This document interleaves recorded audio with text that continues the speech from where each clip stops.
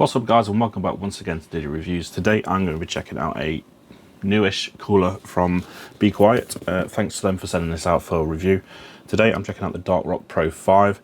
They also do the Dark Rock Pro 5 Elite or 5 Elite, I'm not sure which way around, which has got a bit of RGB and I think an extra heat pipe or something like that on it. But I'll put links and everything in the description below for you to see.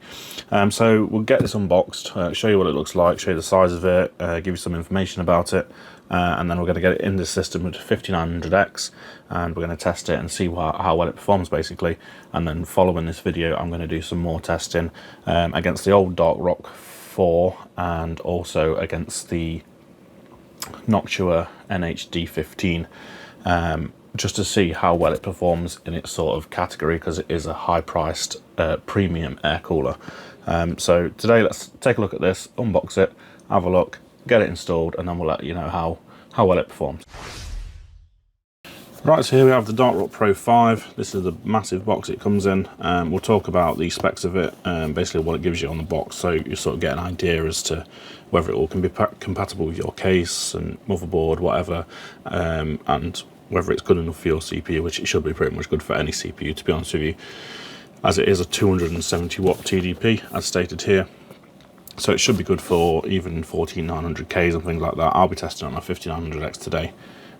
So let's have a look at the specs and then get it unboxed. So the technical data, what you need to know if it's going to be in terms of compatibility with your case is the length is 145 millimeters, the width is 136, and the height is 168. So it's not the tallest cooler out there, but it is pretty big. So obviously make sure it fits in your case before you go ahead and purchase it. It is an aluminium heatsink as standard with most of these, and its compatibility with sockets is 1700, 1200, 1150, 1151 and 1155 from Intel, and AMD, AM4 and AM5. As mentioned previously, it's a 270 watt TDP. Its noise level and performance mode should be 15.1 dBA at 50%, 25.9 at 75% and 32.3 at 100%. These are things I will test. And then in quiet mode it should be 8.9, 16.3 and 23.3 respectively. And the heat pipes is 7 and their diameter of 6 millimeters. The fans that it comes with is a standard 120mm fan, silent wing, and it also comes with a 135mm by 25mm silent wing as well, which we'll have a look at in just a second. The speeds of these in performance mode, so 100%, 2000 and 1700 respectively, so obviously the bigger one runs a bit slower. And then in quiet mode it's 1500 and 1300, and that's about all you need to know. It's a standard 4-pin PWM connectors, no ARGB on this, and it should last up to 300,000 hours hopefully. So let's get it unboxed, have a look at, see what it looks like, and then we'll get it installed. So we'll quickly just go through what you get in the packaging, so you can see, but it's pretty much going to be standard stuff. Installation guide, all that kind of stuff, and then all your brackets and stuff are in here. So you get your AMD mounting brackets, same standard brackets that you get with all Be Quiet coolers, and it's really easy to install. And then we get Intel brackets there as well. We also get some thermal paste. It's not got any branding on it or anything, but I assume it's just Be Quiet's usual that they include, so we'll use that today. And like I say, you get the installation guide as standard. You also get included, as seems to be pretty much standard with Be Quiet big air coolers, you get a long screwdriver included, which is really nice. You haven't got to fish around to find the right screwdriver that's going to fit. They give you one so you know you can install it without any issues. So that's a nice inclusion as well, and they're really good screwdrivers as well. So let's get onto the cooler itself. As you can see, absolutely massive, dual tower, 7 heat pipes. So let's have a quick look over it. Comes packaged with loads of foam and stuff in it to keep it safe. Right, so first of all, let's have a quick look over it. You've got the Be Quiet branding on the top on this nice sort of cover with venting on the top there as well to let some of the air flow out. You've got your 120mm fan at the front here, which uses those horrible clips that they all seem to use, but I don't think anyone's come up with a better idea since they were started to be used, so that's not a problem really. As you can see, it looks absolutely awesome, completely black, a nice sort of finish on the back here, all sort of powder coated I assume. Looks absolutely amazing. And then we've got your 7 heat pipes here at the bottom, and they're all 6mm in diameter, and they've got a cold plate here which is copper nickel plated. Then you've also got your fan connection cable here, which is PWM, and it's got a daisy chain through for the other fan, so you can connect them all up, which is for that cable there. So you only have to use the one fan header, which is nice. Then on the top here, it's got this cover. This is a magnetic cover that can come off, obviously to give you access to the middle fan, which is just magnetized on here. Really nice, made out of steel, I assume, but looks really, really good. At the top here, you've got this switch down here, which is between performance and quiet mode. As I mentioned earlier, the different speeds in terms of basically throttles the fan to basically put it in different modes. We'll test that in a little while and see how well it goes. And then you unpop this cover here, and that comes your middle fan, which you'll need to take out to install it. And that's your 135mm silent wind fan in there. And as you can see, we've also got Dark Rock Pro 5 branding on the side as well. So it looks absolutely amazing, top quality as always expected by Be Quiet. And then down in there is where you're going to mount it as well. So you need to take that fan out to mount it originally, and then you just pop that back in once it's installed on the motherboard onto the CPU socket. So that's about it. That's all we really need to show you on here. Like I say, Silent Wings fans on the front, absolutely great fans, so should do an absolutely amazing job. So let's get it installed, have a look, and then we'll basically talk about how well it performs, and obviously I'll show you how it looks once it's installed as well. It is all blacked out, there's no RGB, so there's nothing to show you there, but I will just give you a quick 10-20 seconds look around it whilst it's in the case, and then we'll give you some figures.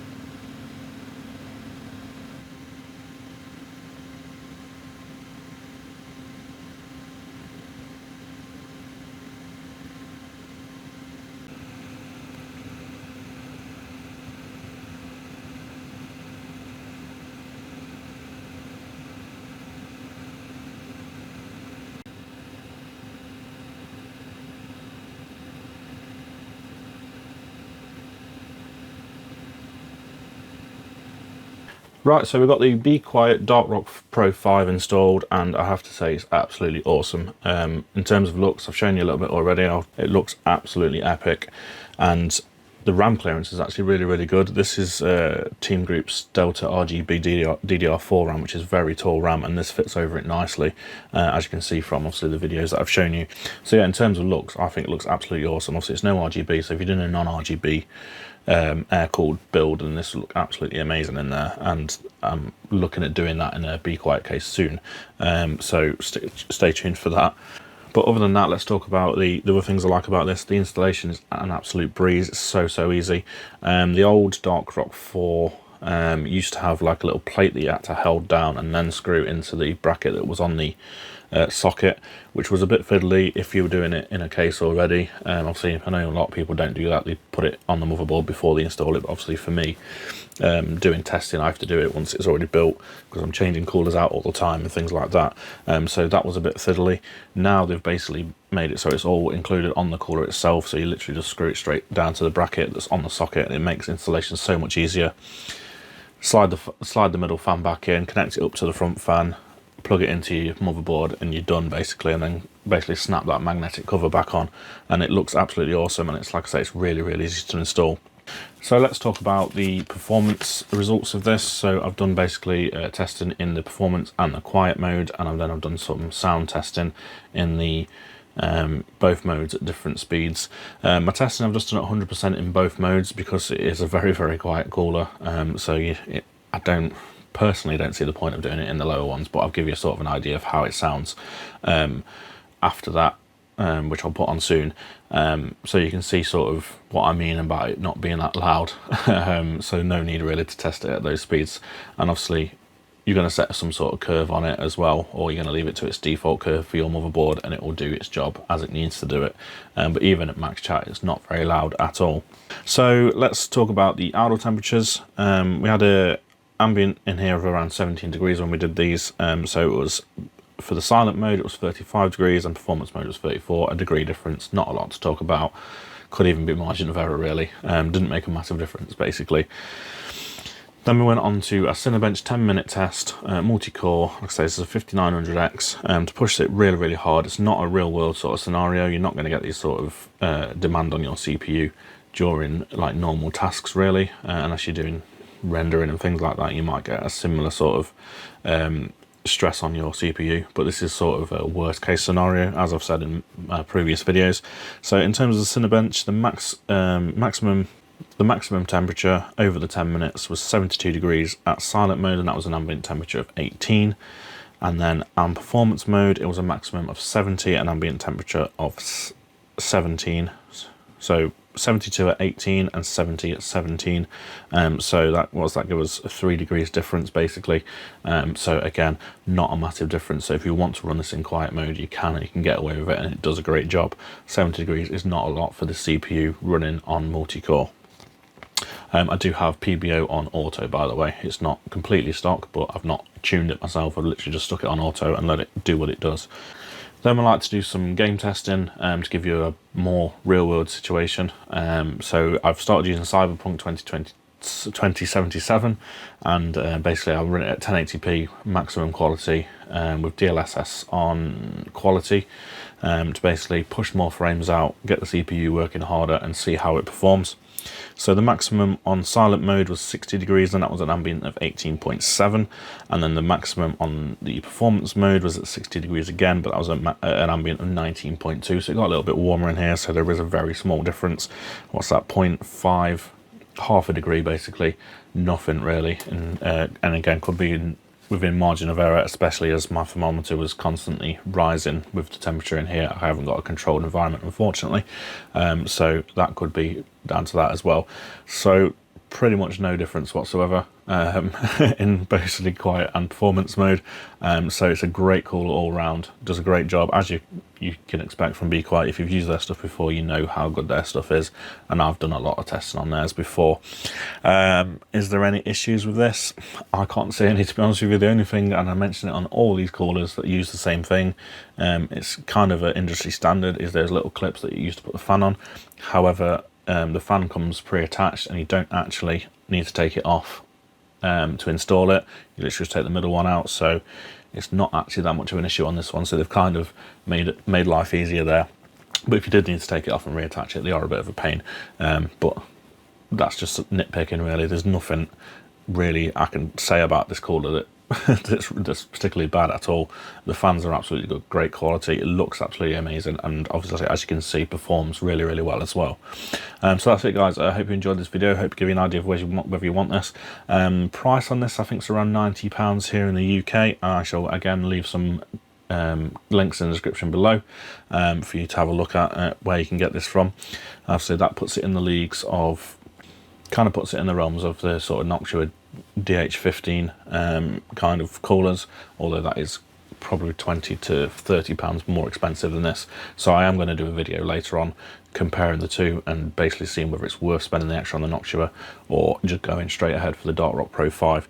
So that's it, guys. I hope this helps you out. If it did, give it a thumbs up. If it didn't, give it a thumbs down. Let me know any comments in the comment section below, and please don't forget to subscribe if you haven't already, and I'll see you guys in the next video. Thank you for watching, and goodbye.